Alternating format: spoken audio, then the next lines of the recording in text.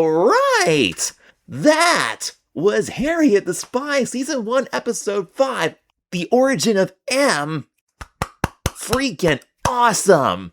Awesome stuff. That was a fantastic episode and a fantastic conclusion to the original 5-episode set, because not only did they end the episode with the word period, but in the final frame, they showed the pen up close, putting a little period at the end of the M.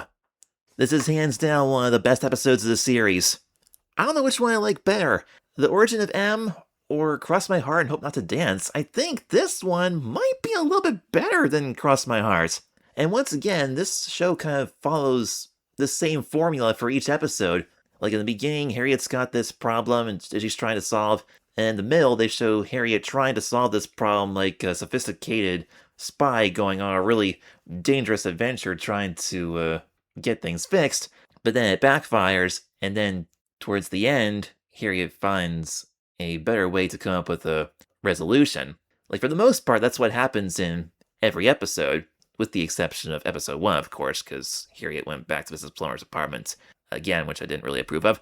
In this one, as far as lessons being learned, yeah, Harriet did do the wrong thing by doing this thing at City Hall, trying to confiscate her birth certificate and potentially destroy it. But the whole M scribble situation, none of that was her fault. That was entirely on her parents.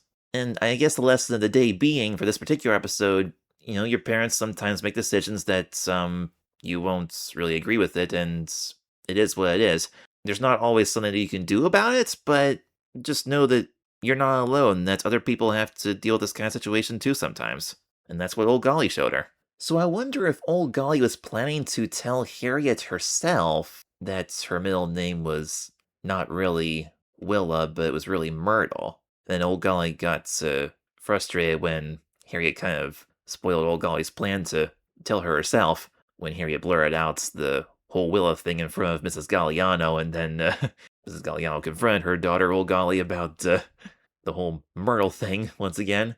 But Old Golly did want to show Harriet that book by Willa Cather, which was where she got the middle name Willa that she wanted to have, and I assume that library scene was where Old Golly was planning to tell Harriet the secret about the Myrtle versus Willa thing. But it all worked out anyway, and Harriet now has a middle name that reminds her of her favorite grown-up, Old Golly. And it is kind of cool how it kind of gives Harriet a little bit of a connection to Old Golly's family, which is perfect because Old Golly's such a special person to Harriet. So yeah, this episode was excellent. And like I said, if you were going to consider these first 5 episodes like a 5-part special or like a little mini-series on its own, this would be a perfect conclusion for it, because their little conversation at the subway exit about Old Golly leaving, like they were able to sort of give you that ending without giving you that ending, you know what I mean?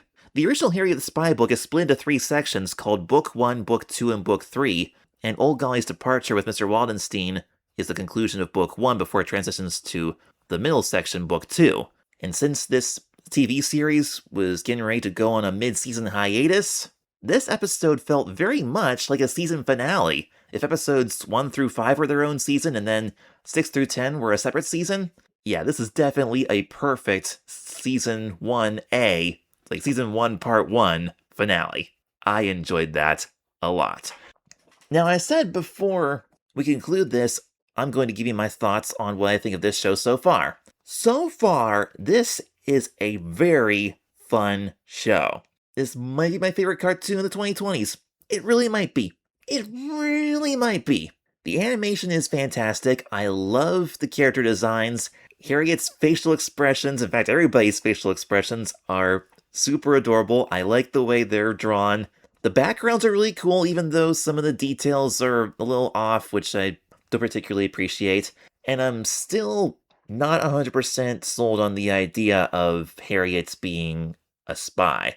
Like, I still say there are other ways that Harriet could be a writer that don't involve poking your nose in other people's business. That would be my biggest complaint about this series, aside from the details of the subways and all that kind of stuff. But for the most part, this show's strengths outshine its weaknesses, at least as of now. We'll see how it goes in future episodes, but I'm definitely enjoying this, and I think with parental supervision by me, their father, I think I would allow my children to watch a show like this, because it would make for some great conversation starters about what Harriet is going through. It teaches some really valuable lessons about like being a good person, taking responsibility for your actions, and getting along with family and friends, and finding a balance between like doing what is right and doing your own thing.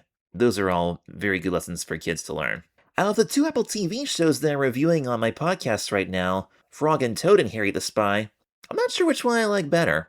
Frog and Toad is fantastic, because I grew up reading the Frog and Toad books and watching the stop motion films by John Matthews, so it has a very sentimental place in my childhood memories, Frog and Toad. But like I said, I did not read the Harriet the Spy book growing up. I'm kind of a late bloomer in that field. But Frog and Toad is just like a very chill, slow-moving, low-key show, like the kind of shows that I enjoyed watching when I was a kid.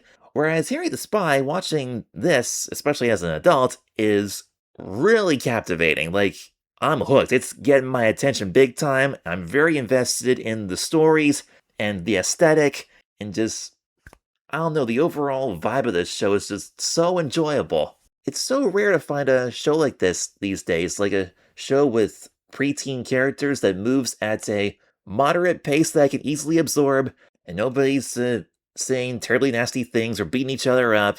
Like, this show feels very Peanuts. It's got kind of like a Peanuts aesthetic, a little bit of an Arthur aesthetic too, even though Arthur's not one of my favorite shows. And it doesn't really feel like a 60s cartoon. Like, what kind of cartoons were around in the 60s? My knowledge of 60s TV is pretty limited.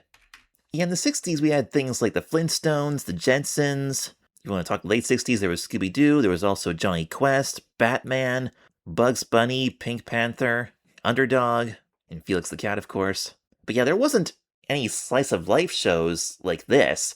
Like Harriet the Spy, the Apple TV series, feels more like it's along the lines of shows like Doug, Hey Arnold, Pepper Ann, Recess, The Weekenders, As Told by Ginger, that kind of thing. Like, it doesn't feel at all like a 60s cartoon. It feels like a 90s cartoon set in the 60s. And that's what I like. I like realistic fiction cartoons. I'm not into slapstick or anything crazy like that. My favorite kinds of cartoons are the kind where the characters are going through situations that kids and parents of any age can easily relate to, and teach us valuable life lessons. That's what I like.